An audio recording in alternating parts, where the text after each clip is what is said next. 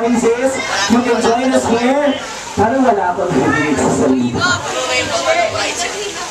Ayan, pagkatapos po ng set ng trivia na meron tayong isang game. Okay, and you're also inspired by the Pirates of the Caribbean.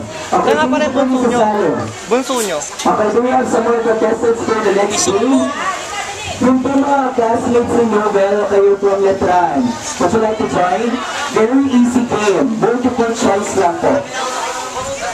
Everybody can join. Kahit si Novel, hindi niya alam yung mga questions. Okay, so rest assured na wala pong leakage ang exam na ito. Alright, okay, again, you have 3 choices. Okay, this is choice number 1. Okay, so let's make it multiple choice, ha? A, B, and C. Okay, good. Next now, okay, what is... Okay, here we go. Alright, so most of you have watched Pirates of the Caribbean, okay? Pero this time, you have to put attention to detail. Merong tattoo si Captain Jack Sparrow. Si Johnny Depp, meron siyang tattoo, okay, doon sa movie. Ngayon, what we want to find out is, what is this tattoo? Okay, what is this tattoo? Okay, of Johnny Depp sa kanyang arm or braso. Okay, is it letter A? Okay, is it letter A?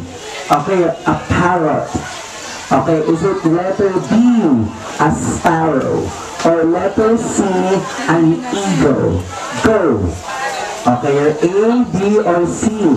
A, parrot. A, sparrow. Or eagle.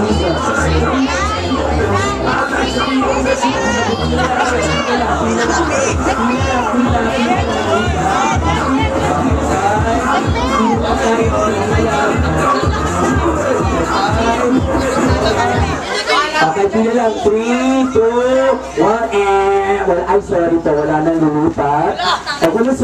Ang mga pirates, okay, mahilig sa parrot, so bakit hindi tama ang sagot na letter A? Will you get that?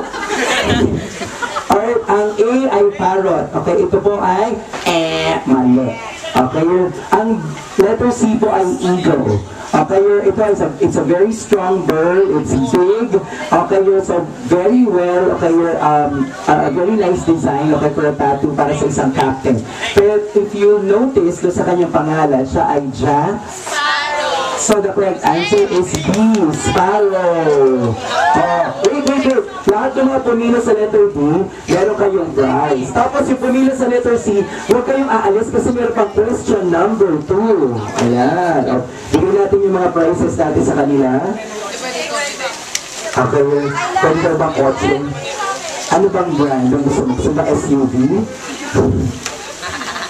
Okay, yan ha. Sandali lang, may isa pang girl. Ayan. Okay, next na tayo ha. Next. Alright, everybody, balik ulit doon sa starting point.